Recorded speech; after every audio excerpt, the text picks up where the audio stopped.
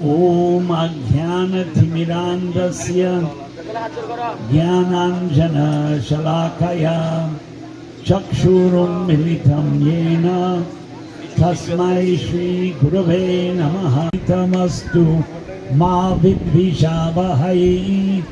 ओम शांति शांति शांति। हरिः ओम। ओम पूर्णमदः पूर्णमिदं पूर्णात् पूर्णमुदच्यते पूर्णस्य पूर्णमादाय पूर्णमेवावशिष्यते। हरे कृष्ण। 50 साल भारत में रहकर इस प्रांत में आया, इस यात्रा में 50 বছর ভারতে থাকার পরে আমি এই যাত্রাতে এসেছি। भाग्य ऐसी चीज है, আর বাকি এরকমই। भाग्य भाग्य এটা হচ্ছে ভাগ্য। यहाँ आके प्रसन्न हो गया। এখানে এসে আমি অনেক প্রসন্ন হয়ে গেছি। क्योंकि हमने देखा काफी लोग कृष्ण भक्ति इस्कॉन संस्था में रुचि रख रहे हैं। কেননা আমি দেখছি অনেক অনেক লোক কৃষ্ণ ইসকন সংস্থার মধ্যে কৃষ্ণ ভক্তির মাধ্যমে তারা রুচি পাচ্ছে।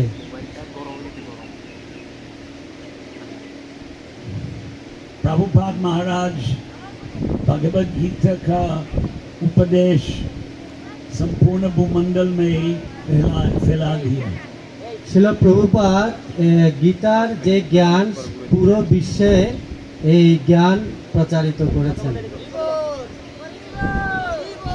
विश्व भर के मुख्य भाषा में उन्होंने प्रभुपाद महाराज का अंग्रेजी भाषांतर का पुनरावृत्ति फिर से भाषांतर हो गया।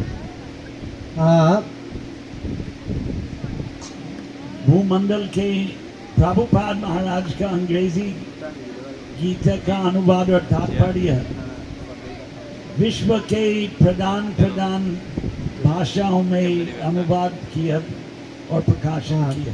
প্রভুপাদের যে ইংরেজি সমন্বিত যে সমস্ত গ্রন্থাবলী রয়েছে সেই গ্রন্থাবলী সারা পৃথিবীতে বিভিন্ন ভাষায় সেটা এখন রচিত হয়ে গেছে। इसका फलस्वरूप हम देख रहे हैं कि इसी संस्था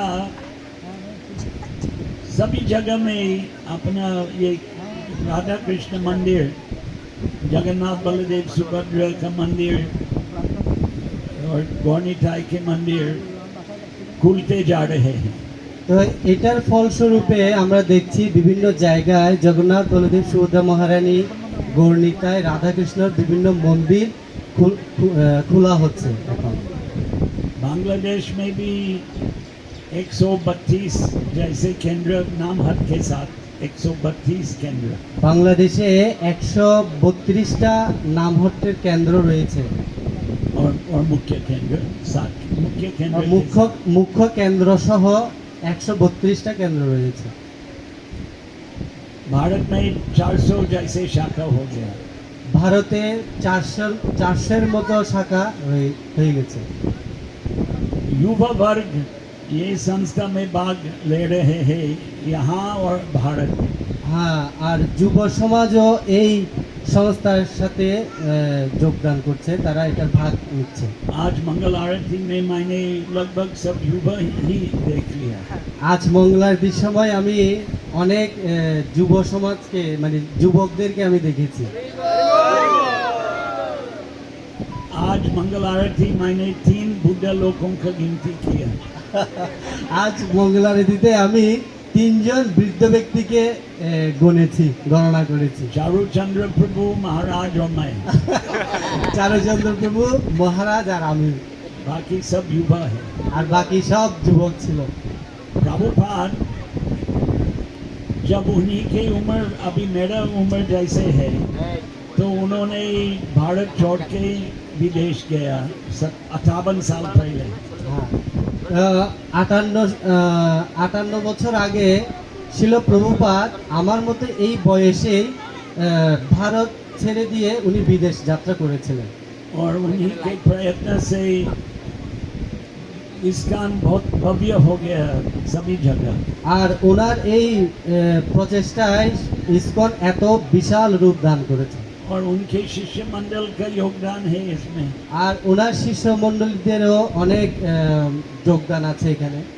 अभी भविष्य में हमारा युवा प्रचार के एक नायक मेरे को कहा था कि थोड़ी वर्षों में 400 केंद्र जो हिंदुस्तान में है 4000 हो जाएगा।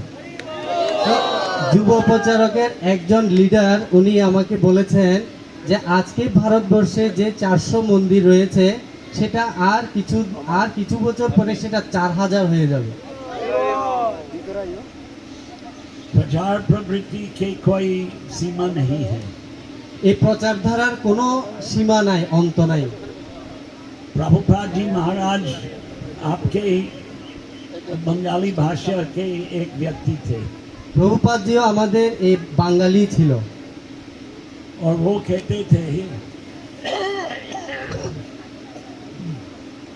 मैं एक भारतीय हूँ আর প্রভুপাদ বলতেন আমি একজন ভারতীয় और मैंने इतना प्रचार किया। আর আমি এত প্রচার করেছি। आप सब भारतीय अगर ये हरि नाम संकीर्तन का प्रचार में लग जाएंगे तो आप कल्पना करो कितना फैल जाएगा। তা আপনারা সবাই যদি এই ভারতে এসে যদি কৃষ্ণ ভাবনামৃতের সাথে যদি যুক্ত হন তাহলে আপনারা চিন্তা করে দেখুন এই প্রচার প্রসারটা কত বৃদ্ধি পাবে। गीता में कृष्ण भगवान अर्जुन को लोक संग्रह के विषय में चर्चा किया। গীতাতে ভগবান লোক সংগ্রহ এই বিষয় নিয়ে আলোকপাত করেছেন।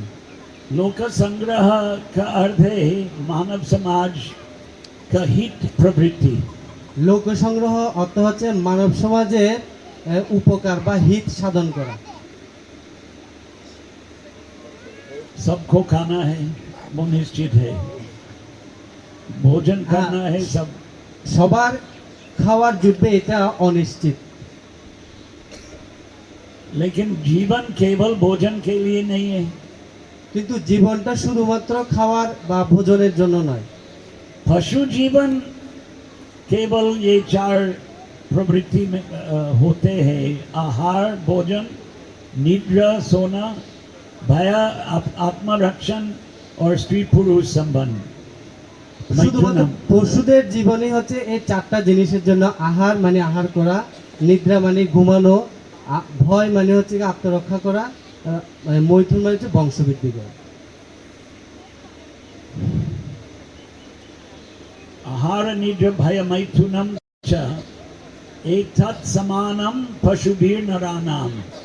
पशु और मानव के बीच में ये 4 प्रवृत्ति एक समान है। আহার নিদ্রা ভয় মৈথুনঞ্চ সামান্য মেতৎ পশুবি নারানাম। এই মানুষ এবং পশুদের মধ্যে এই 4টা জিনিস একই রকম দেখা যায়। तो फिर मानव और पशु के बीच में क्या अंतर है? তাহলে মানুষ এবং পশুর মধ্যে পার্থক্যটা কি? जो सत्संग नहीं करते हैं तो वास्तव में वो पशु तुल्य है ही। বলছে যে সাধু সঙ্গ করে না বাস্তবিক পক্ষে সে পশুর সমানই। उनके जीवन के कोई लक्ष्य नहीं है। ওনার জীবনের কোনো উদ্দেশ্য বা লক্ষণ নাই, লক্ষ্য নাই। वैदिक मत के अनुसार मानव जीवन के 4 पुरुषार्थ आपने सब सुना होगा, धर्म, अर्थ, काम और मोक्ष। বৈদিক শাস্ত্র অনুসারে আপনারা মানব সমাজে 4 প্রকার মোক্ষের কথা বলা হয়েছে, পুরুষার্থের কথা বলা হয়েছে, ধর্ম, অর্থ, কাম ও মোক্ষ। धर्म क्या है? ये पहला प्रश्न है। ধর্ম কি? এটা হচ্ছে প্রথম প্রশ্ন। वैदिक ग्रंथों का उपदेश ही धर्म है। বৈদিক গ্রন্থের উপদেশ সমূহটাই হচ্ছে ধর্ম। ये हमारे समझना है। এটাকে বুঝতে হবে। प्रभुपाद जी महाराज ने भी लिखा है अपने तात्पर्यों में, चैतन्य चरितामृत के मध्य लीला, अभी स्थान का याद नहीं आ रहे हैं, लेकिन उन्होंने यही लिखा, शास्त्र सबका केंद्र है। শিল প্রভুপাদ চৈতন্য চরিতামৃতের মধ্যলীলার তাৎপর্যের মধ্যে বর্ণনা করেছে যে শাস্ত্রই হচ্ছে সমস্ত কিছুর মূল আধার। प्रभुपाद और शायद उनके गुरुजी भक्ति सिद्धांत सरस्वती का एक कथन था अंग्रेजी भाषा में, पुस्तक ही हमारे आधार। শিল প্রভুপাদ আর উনার গুরুদেব ভক্তি সিদ্ধান্ত সরস্বতী ঠাকুরের একটা কথা ছিল, তো ওই কথাটা হচ্ছে যে গ্রন্থই হচ্ছে সমস্ত কিছুর ভিত্তি। शुद्धि पवित्रता हमारे बल है। পবিত্রতা হচ্ছে আমাদের বল। उपयोग ही सिद्धांत। উপযোগ হচ্ছে সিদ্ধান্ত।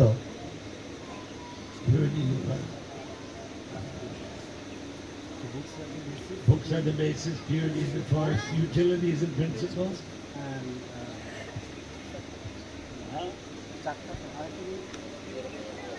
Purity is the principle. एक और बाकी रहा, किसी का याद भी नहीं आ रहा है। प्रचार ही सार है। প্রচারই সার है। तो ये चार सिद्धांत पर ये आंदोलन चलते हैं। এই চারটা জিনিসের উপর ভিত্তি করে পুরো আন্দোলনটা চলছে। भक्ति सिद्धांत सरस्वती ठाकुर का रचना है, प्राण आचे यार से हेतु प्रचार।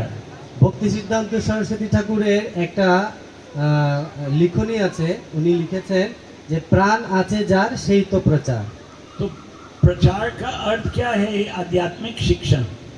প্রচার का অর্থ কি? প্রচারের অর্থ হচ্ছে আধ্যাত্মিক শিক্ষা। और वो शिक्षण क्या है? भासांसी जीर्णानि यथा विहाय नवानि गृह्णाति नरोपराणि यथा शरीरानि विहाय जीर्णानि अन्यानि संयाति नवानि देहि। जब ये शरीर पुरातन हो जाते हैं तो नए शरीर में आत्मा प्रवेश करते हैं। তো এই শিক্ষার মূল আধার হচ্ছে কি যে বাসাংশি জীর্ণানি যথা বিহায় নবানি গৃহ্ণাতি নরোপরাণি তথা শরীরানি বিহায় জীর্ণানি অন্যানি সংজ্ঞাতি নবানি দেহি। যে দেহ যেভাবে পুরাতন আত্মা যেভাবে পুরাতন দেহকে পরিত্যাগ করে নতুন একটা দেহ ধারণ করে, এটাই হচ্ছে এটার মূল আধার। इस जन्म में हमारे अगले जन्म का तैयारी कर रहे हैं। আমাদের এখন আমরা যে জন্ম পেয়েছি সেই জন্মটা পূর্বের কর্মফল অনুসারে সেটা পরিচালিত। इसलिए सबसे पहले वैदिक ग्रंथों का गहन अध्ययन होना चाहिए, धर्म का शिक्षण। তাই আমাদের প্রথমে এই যে ধর্মীয় যে সমস্ত গ্রন্থাবলী রয়েছে সেগুলো অধ্যয়ন করা প্রয়োজন। धर्म का शिक्षण के उपरांत आर्थिक विकास। ধর্মের শিক্ষা হচ্ছে এর অর্থ হলো যে আত্মিক বিকাশ, आर्थिक আর্থিক आर्थिक धन, আর্থিক বিকাশ, धन लाभ। ब्रह्मचारी आश्रम धर्म शिक्षण का पाठ करने के लिए है। ব্রহ্মচারী আশ্রম হচ্ছে যে ধর্মের শিক্ষা অধ্যয়ন করার জন্য। भागवत का श्लोक है ना, ब्रह्मचारी गुरुकुले बसांदम तो गुरोहितम। गुरुकुल में जाकर वेद इत्यादि ग्रंथों का अध्ययन करना। ভাগবতমে একটা শ্লোক আছে, ব্রহ্মচারী গুরুকুলে বসন্তম গুরুর হিতম। অর্থাৎ ব্রহ্মচারীর কাজ হচ্ছে যে বেদ অধ্যয়ন করে, বেদ অধ্যয়ন করা আর হচ্ছে কি গুরুর হিত সাধন করা। कृष्ण और बलराम ने भी गुरुकुल गया अध्ययन करने के लिए। কৃষ্ণ বলরামও গুরুকুলে গিয়েছিল অধ্যয়ন করার জন্য। ये कहानी श्रीमद् भागवत के 10वें स्कंद में है। এই কাহিনীটা শ্রীমদ্ ভাগবতের 10ম স্কন্ধের মধ্যে আছে। कहाँ गया आप जानते हैं? किस जगह चले गए अब? আপনারা জানেন কেউ কৃষ্ণ বলরাম এই শিক্ষা প্রাপ্ত হওয়ার জন্য কোথায় গিয়েছিলেন? कोई बोल सकते? কেউ বলতে পারবেন? বলতে পারলে হাত তুলেন। कोई नहीं? वाह। सांदीपानी आश्रम कहाँ था? अवंती, अवंती। अच्छा, अवंती आजकल वो नाम चले गया, उज्जैन बोलते हैं। उज्जैन शब्द उद्यान से आया, उद्यान। আগে ছিল শান্তিপনি মুনির আশ্রম, যেটা ছিল শাস্ত্রে বলা হচ্ছে অবন্তীনগর। এটা বর্তমানে ওই নামটা হয়েছে উজ্জয়িনী। আর উজ্জয়ন শব্দটা এসেছে উদ্যান থেকে। कृष्ण और बलराम स्वयं भगवान, ईशा अवतार। কৃষ্ণ বলরাম স্বয়ং ভগবান এবং তারা হচ্ছে ঈশা অবতার। भगवान सीखने का कोई आवश्यकता नहीं है। ভগবানের তো শিকার কোনো দরকার পড়ে না। भगवान सर्वशक्तिमान, सर्वज्ञ और सर्वव्यापी। ভগবান সর্বশক্তিমান, সর্বজ্ঞ এবং সর্বব্যাপী। उनको सीखने के लिए कोई आवश्यकता नहीं है। ওনার অধ্যয়ন করার কোনো প্রয়োজনীয়তাই নাই। इसमें से दो प्रकार से समझ सकते हैं। এখান থেকে কেউ চাইলে দুইভাবে এই বিষয়টাকে বুঝতে পারে। एक है कि भगवान सामान्य मनुष्य का अभिनय कर रहे थे।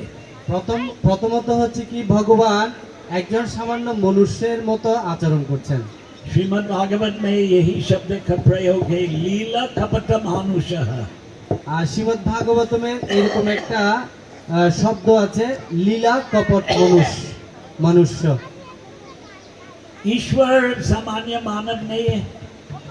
ভগবান তো সামান্য কোনো মানুষ নয়। भगवत गीता में कृष्ण भगवान अर्जुन को कहा, जन्म कर्म च मे दिव्यम, मेरा जन्म और कर्म अलौकिक है। ভগবত গীতাতে ভগবান অর্জুনকে বলেছেন, জন্ম কর্ম চমে দিব্যম, আমার জন্ম এবং কর্ম দিব্য।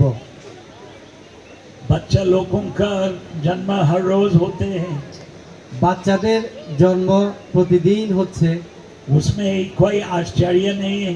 এটাতে আশ্চর্যান্বিত হওয়ার কোনো কিছুই নেই। कोई मोटा कोई छोटा तो होते रहते हैं। কেউ কেউ আছে মোটা শরীর নিয়ে জন্মগ্রহণ করে, কেউ পাতলা শরীর নিয়ে জন্মগ্রহণ করছে। लेकिन कृष्ण भगवान के जन्म अत्यंत अद्भुत लीला का कथा है। কিন্তু ভগবান কৃষ্ণের যে জন্ম সেটা অত্যন্ত অদ্ভুত লীলা কথা। ये एक विचार है। এটা এক ধরনের বিচার। दूसरा है मानव समाज को आदर्श जीवन को सिखाना चाहता था। আর দ্বিতীয় বিষয়টি হচ্ছে এই মানব সমাজকে ভগবান আদর্শ একটা জীবন চরিত্র শিখাতে চাচ্ছিলেন। 16 साल तक कृष्ण और बलराम नंद बाबा के घर में रहते थे। 16 বছর পর্যন্ত কৃষ্ণ বলরাম নন্দ মহারাজের গৃহে থাকতেন। लेकिन श्रीमद् भागवत का कथा के अनुसार कृष्ण और बलराम नंद यशोदा का बालक नहीं था। কিন্তু ভাগবতম অনুসারে কৃষ্ণ বলরাম নন্দ মহারাজের সন্তান ছিল না। उनके असली माँ बाप देवकी और वसुदेव। ওনার আসল পিতামাতা হচ্ছে দেবকী এবং বসুদেব। 16 साल की उम्र में कृष्ण और बलराम मथुरा आकर कंस को मार डाला। 16 বছর বয়সে কৃষ্ণ এবং বলরাম মথুরা এসে কংসকে হত্যা করেছিলেন।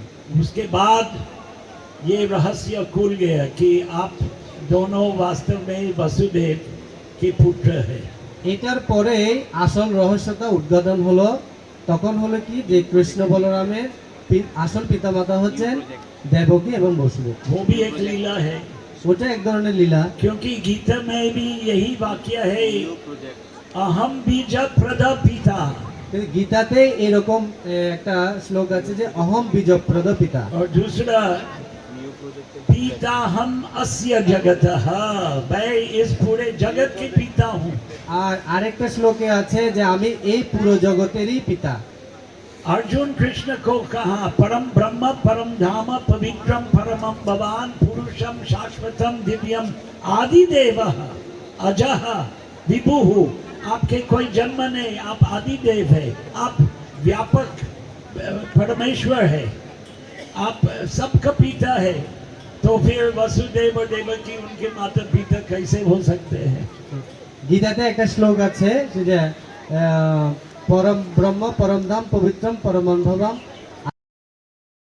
আদি। এই শ্লোকটাতে অনুবাদে বলা হয়েছে যে পরমেশ্বর ভগবান হচ্ছে পরব্রহ্ম, পরমেশ্বর ভগবান তিনি অজয় এবং শাশ্বত। তাহলে এই যে দেবকী এবং বসুদেব যে ভগবানের পিতামাতা, সেটা হওয়ারও কোনো প্রয়োজনীয়তা সেখানে পড়ে না। ये भगवान के दो अवतार फिर गुरुकुल में इसीलिए गया, मानव समाज को दिखलाना था कि आदर्श शैक्षणिक पाठ्यक्रम क्या है। এই যে কৃষ্ণ বলরাম যে গুরুকুলে গিয়েছিলেন, এটা যাওয়ার মূল কারণ ছিল যে এই মানব সমাজকে তিনি এটা শিক্ষা দিতে চেয়েছিলেন যে আদর্শ শিক্ষা কি হওয়া উচিত।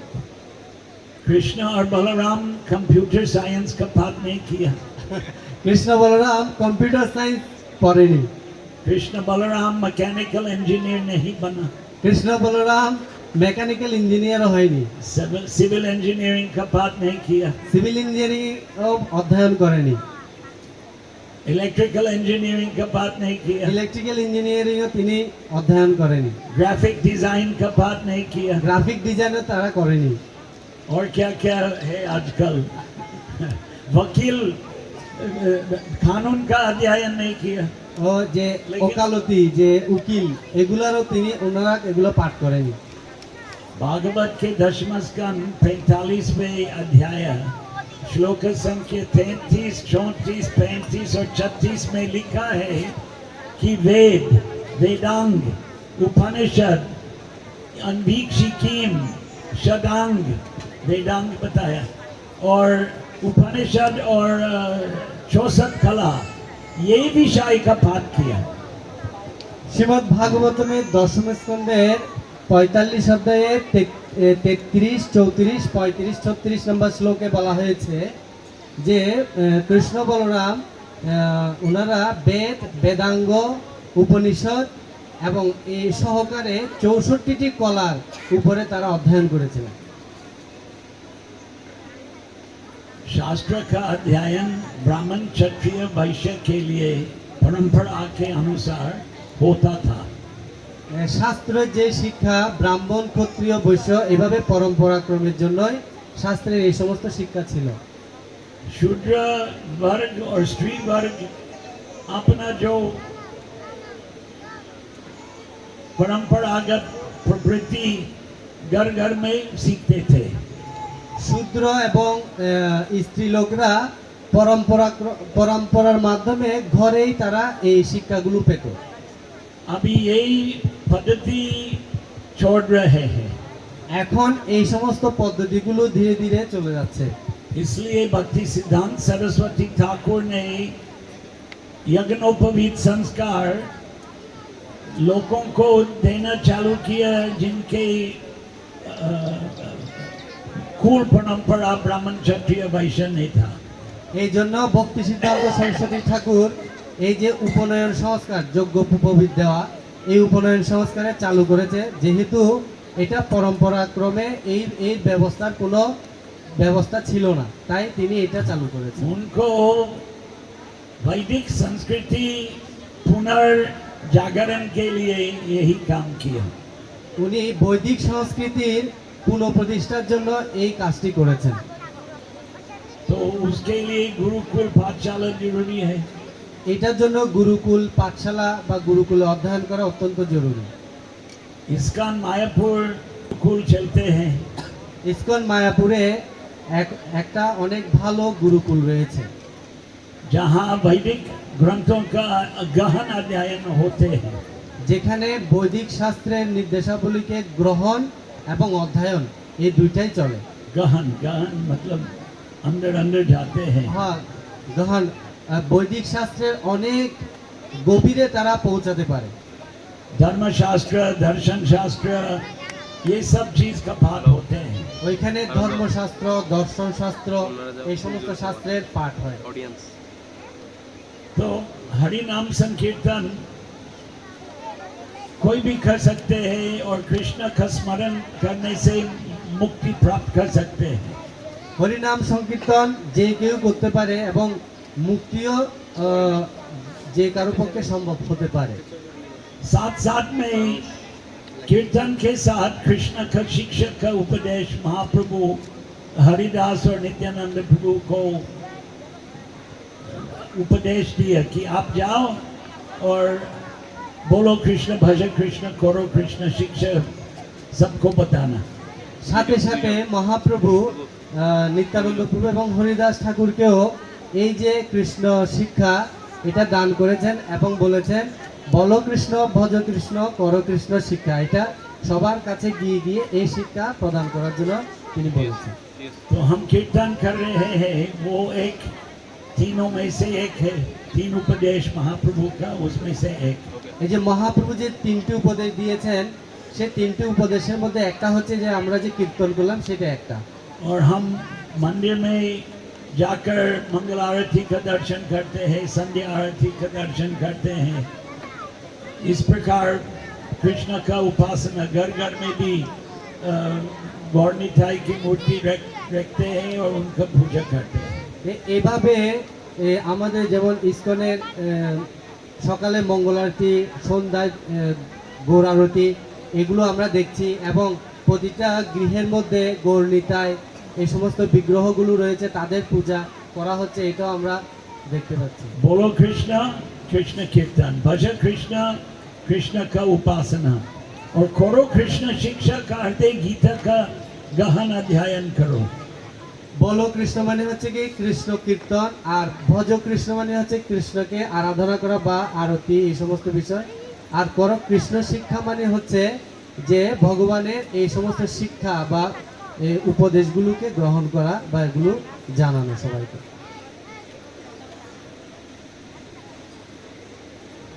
हिंदू समाज के लोग पुनर्जागृत बनते जा रहे हैं। হিন্দু সমাজের লোক ধীরে ধীরে এখন আবার পুনর্জাগরিত হতে যাচ্ছে और विदेशी लोग हमारे जैसा सनातन धर्म स्वीकार कर रहे हैं।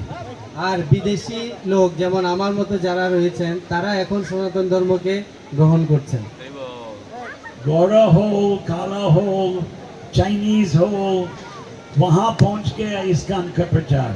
হ্যাঁ, বড় হোক, কালো হোক, যে চাইনিজ হোক আর যেই হোক সব জায়গাতে ইসকনের এই প্রচার পৌঁছে যাচ্ছে।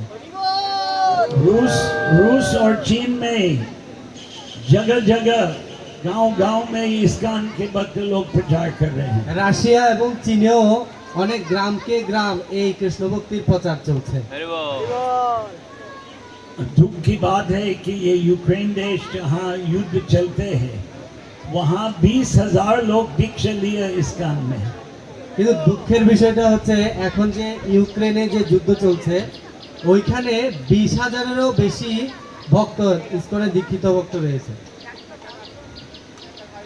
तो आप लोग हो गया?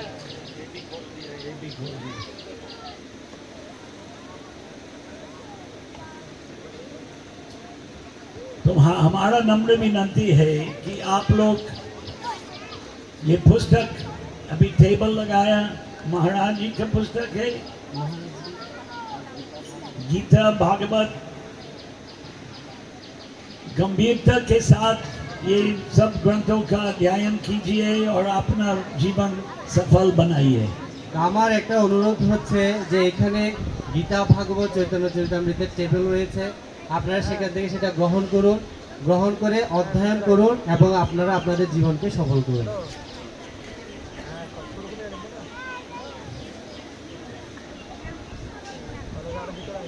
आगे कोई प्रश्न है? আপনাদের কারো কোনো প্রশ্ন আছে? কারো কোনো প্রশ্ন থাকলে হাত উঁচু করে আপনারা প্রশ্ন করতে পারেন। প্রশ্ন আছে? আর কোনো প্রশ্ন?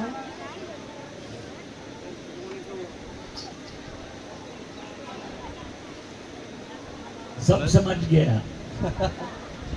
अगर आपका सब ऐसे कुछ- है तो जिनके पास श्रीमद् भागवत नहीं है, कितना पुस्तक है बांग्ला में? 18? नहीं, पुस्तक 18 पुस्तक, संपूर्ण श्रीमद् भागवत का अनुवाद, 18,000 श्लोक, एक एक शब्द का संस्कृत से बांग्ला अनुवाद उपलब्ध है। তো এখানে যে 18টা গ্রন্থ সমন্বিত সেই শ্রীমদ্ ভাগবতম রয়েছে, তা 18,000 শ্লোক সেখানে রয়েছে এবং এক এক শব্দগুলোকে বাংলায় অনুবাদ করে দেওয়া আছে। अगर आपके पास नहीं है तो जरूर आज लेके जाइए। তা আপনাদের কাছে কারো যদি এই ভাগবত না থাকে, অবশ্যই আপনারা আজকে এই ভাগবত আপনাদের গৃহে নিয়ে যান। और जिनके पास भागवत है, चैतन्य चरितामृत के पूरा सेट लीजिए। আর যার কাছে ভাগবত রয়েছে তিনি চাইলে চৈতন্য চরিতামৃতের সেট নিয়ে নিতে পারেন। 9 पुस्तक है बांग्ला में, 9। कितने पुस्तक है सेट में? हाँ, अच्छा, 4 पुस्तक का सेट है चैतन्य चरितामृत। আর চৈতন্য চরিতামৃতে 4টা বই রয়েছে, 4টা বই সমন্বিত এই চৈতন্য চরিতামৃত। प्रभुपाद महाराज का व्याख्या के साथ প্রভুপাদের তাৎপর্য সমন্বিত এই চৈতন্য চরিতামৃত। भाषा तो बांग्ला ही है पर प्राचीन। ভাষা তো বাংলাই এবং পুরাতন। हाँ, पुरातन। आधुनिक बांग्ला थोड़ा अलग है ना। ये कविता के रूप में ही कृष्णदास कविराज गोस्वामी ने 450 से ज्यादा साल पहले चैतन्य महाप्रभु का जीवन कहानी का रचना किया। শিল কৃষ্ণদাস কবিরাজ গোস্বামী পদ্য আকারে এই 450 বছরও আগে এই চৈতন্য চরিতামৃত তিনি লিপিবদ্ধ করেছিলেন। और भी पुस्तक है। अच्छा, वंशीदास बाबा जी, বংশীদাস বাবাজি মহারাজের জীবন চরিত। खास करके युवा पुरुषों के लिए ब्रह्मचार्य, এই যে जो বিশেষ করে ब्रह्मचारी है, अविवाहित है, पढ़ना जरूरी है। যারা অবিবাহিত আছেন, যে সমস্ত যুবকরা, তাদের জন্য এই গ্রন্থ ব্রহ্মচর্য और গ্রন্থ। ये चैतन्य चरितामृत 4 में से चैतन्य भागवत, अच्छा, कितना पुस्तक है? अच्छा, चैतन्य भागवत एक ही पुस्तक है। আর इसमें प्रभुपाद महाराज का व्याख्यान है, ये सब मूल स्वरूप है। হ্যাঁ, আর চৈতন্য ভাগবত হচ্ছে শুধুমাত্র একটা গ্রন্থ সমন্বিত। এখানে প্রভুপাদের তাৎপর্য নেই, এখানে হচ্ছে যে মূল স্বরূপ, যেটা পদ্য আকারে সমস্ত শ্লোকগুলো এখানে রয়েছে। दोनों पुस्तक चैतन्य भागवत और चैतन्य चरितामृत चैतन्य महाप्रभु का जीवन कथा। দুইটা চৈতন্য ভাগবত এবং চৈতন্য চরিতামৃত দুইটি হচ্ছে চৈতন্য মহাপ্রভুর জীবন চরিত কথা। अच्छा, जो पुस्तक लेते हैं मैं कुछ কেউ लिखूंगा। যদি গ্রন্থ নিতে চান তাহলে প্রভু উনি নিজের হাতে অটোগ্রাফ দিবেন এবং আপনারা চাইলে সেই গ্রন্থ নিতে পারেন প্রভুর শ্রীহস্ত থেকে। কেউ কি আছেন? থাকলে হাত তুলেন। কে প্রভুর কাছ থেকে এইরকম সুযোগ আর পাওয়া যাবে না, কেননা ওনারা শিল প্রভুপাদের দিব্য সান্নিধ্য প্রাপ্ত হয়েছিল এবং ওনাদেরকে আর কবে আমরা পাবো সেটা আমরা জানি না। তো এটা হচ্ছে সুবর্ণ সুযোগ। যদি কেউ আগ্রহী থাকেন, অন্ততপক্ষে একটা ছোট্ট গ্রন্থ হলেও প্রভুর হাত থেকে আপনারা নিতে পারেন। प्रभुपाद महाराज बोलते थे कि आप प्रवचन सुनेंगे लेकिन बाद में जो प्रवचन में सुना भूल जाएंगे, लेकिन पुस्तक अगर लेके जाएगा तो कभी भूलने वाला नहीं, आपके सामने उपस्थित रहेंगे।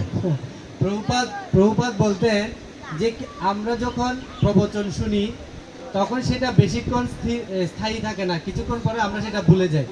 কিন্তু যদি আমরা এই গ্রন্থ নিয়ে যাই তাহলে এই গ্রন্থ পড়ার পরে আমাদের সেই বিষয়টা অনেক দিন যাবত, অনেকক্ষণ সময় যাবত সেই বিষয়টা আমাদের মনে থাকবে।